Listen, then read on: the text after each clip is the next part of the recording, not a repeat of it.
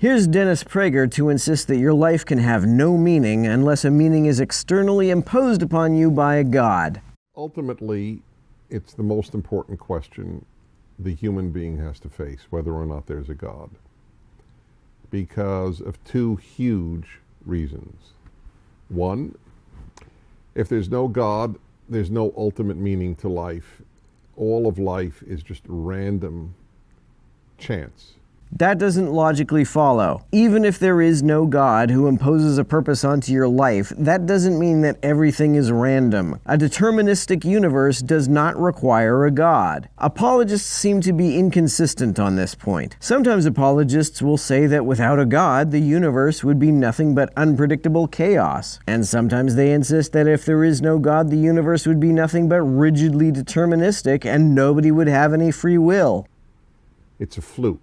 I have no more meaning than a pebble on Jupiter. Pebbles don't exist on Jupiter because Jupiter is a gas giant that doesn't have a surface. People don't really wrap their minds around that reality. Life is ultimately, utterly meaningless if there's no God, if there's no designer, no creator.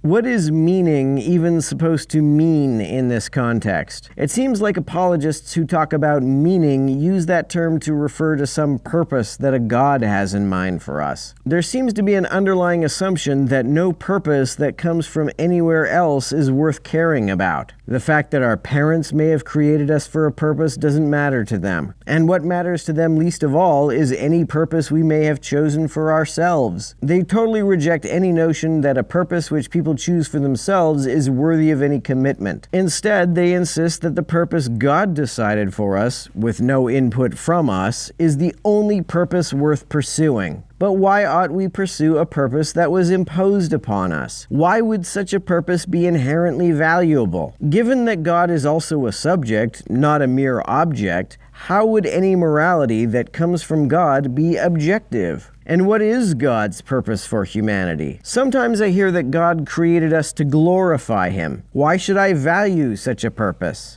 That doesn't mean that people can't make up a meaning in order not to go crazy, and they do. It's called existentialism. You can't look in the mirror in the morning and go, "How you doing, meaningless, you bunch of molecules." We can't do that. We would go nuts. The human being aches for meaning. How do you know this to be the case? Does everybody ache for meaning? What do you even mean by meaning in this sense? I have no problem with the concept that I am a bunch of molecules carrying out an especially complex activity. In fact, the more I think about it, the more awesome I find it to be that all of the conscious feelings and experiences I have are essentially the motions of unconscious molecules. What more could you want? It sounds like what you really long for is magic. You want to be a soul. You want to be a magical ghost created by a super special and super awesome magical ghost you call God, who has given you a physical body to control. By the way, that's one of the arguments I have for there being a God, a meaning giver, the fact that we need meaning. Do you not see the fallaciousness of that argument? Even if it were true that we needed meaning, and that meaning could only come from some ultimate meaning giver, which I don't believe to be the case, it still would not logically follow that such a meaning giver therefore exists. The fact that somebody needs something in no way proves the existence of anything which fulfills that need. Lots of people needed chemotherapy long before it was ever invented. So, the atheist has to be intellectually honest, just as we religious people have to be intellectually honest about the problem of suffering and so on. We have problems, they have problems. But they have to be honest, and many are. If there is no God, life ultimately has no purpose. We can make them up. I want to be a good father, I want to be a good husband, I want to be a good worker, I want to be a good person. But they're all made up. This is true even if there is a God. If there is a God who made us for a purpose, then it is equally the case that such a God made up that purpose. If it is true, as so many apologists tell me, that the purpose of humanity is to glorify God, then I don't see why that purpose is any less arbitrary than any purpose we make for ourselves. At least a purpose which I make for myself has at least some potential to be fulfilling. Glorifying God, even if he does exist, is not a purpose I could ever find fulfilling. They don't inherently exist. Any moral system created by God would also not inherently exist. It would be contingent upon God existing and creating it. But even if they did inherently exist, why should I therefore consider them valuable? The second reason is morality. If there is no God, there's no ultimate meaning, and if there's no God, there's no ultimate good and evil. So what? I don't see why that matters. My conscience could never tolerate the killing of innocent people, for example. Why does it matter whether doing so is wrong by any ultimate standard? It's going to be intolerable to my conscience whether there is some ultimate standard saying so or not. In fact, even if you could convince me that killing innocent people is objectively morally obligatory, it would still be intolerable to my conscience. Whether there is or is not some ultimate or objective standard of morality is therefore totally inconsequential with respect to my behavior. So let me explain for the 50,000th time, and I may not be exaggerating in my life. That doesn't mean an atheist cannot be a good person. Of course they were good atheists. They were good people who believed in Zeus. They were good Incas. They were good Mayans. They were good Buddhists. There are good atheists, of course.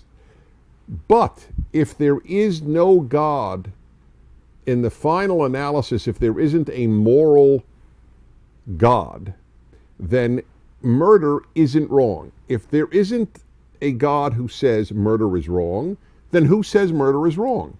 As I just explained, it doesn't matter who says it. I can't tolerate it regardless of who says it's wrong. Therefore, who says it's wrong is inconsequential with respect to my attitude toward it. Even if there were a God who said that it's morally obligatory, I would still be incapable of tolerating it. Whether there is a God who dictates morality has no bearing on what I can or cannot tolerate whatsoever. So it is entirely inconsequential with respect to how I behave. My society?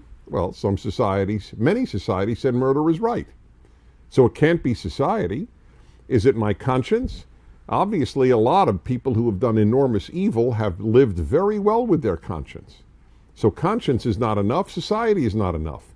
Only if there is a God who says, "Thou shalt not murder," is murder wrong. How does that make it wrong? What objective reason is there to obey what God says? Should you obey what God says because God says to? You see the problem with that, right? It's circular. There is no objective, non-circular reason why we ought to obey God, even if he did exist. And again, even if God said that murder is morally obligatory, I still wouldn't do it. So with respect to how I'm going to behave, God's existence and his dictates are irrelevant to me. They are of no consequence at all. I can't abide by murder whether there is a God who says it's bad or a God who says it's good, or no God at all. So the existence or non-existence of any God makes no difference whatsoever with respect to what my conscience makes me do. Only if there is a God is Auschwitz wrong, is Gulag wrong, is wrong. But whether there is a God or not, my conscience cannot tolerate those things. So with respect to me, the existence or non-existence of God is irrelevant. The only way the existence of a God who says it's wrong would make any difference is if telling people that there is a God who disapproves of such things prevented them from happening. It clearly doesn't. It's not even clear that it reduces the frequency of their occurrence. In fact, the idea that a God exists seems, at least sometimes, to be an effective means of getting away with such things. In the novel The Brothers Karamazov, Dostoevsky has a character argue that if there is no God, everything is permitted. Slavoj Žižek, however, convincingly points out that the reverse is often true. If you can convince people that a God exists and that everything you do is that God's will, then you can convince people to let you get away with anything. It is, in fact, only if you can convince people that a God exists and that you have his approval that everything is permitted. People don't want to wrap their minds around that either because they want to think, oh, I don't need a God. Hey, I could be good without a God. Yes, there are people who could be good without belief in God. I acknowledge that. And there are bad religious people. I acknowledge that too. Those are separate questions from, is there an objective good and evil? Yes, they are separate questions, and the fact that they are separate questions shows the practical irrelevance of the question of whether there is an objective good and evil. If people's behavior is not determined by any belief in an objective good and evil, then the existence of an objective good and evil has no practical relevance.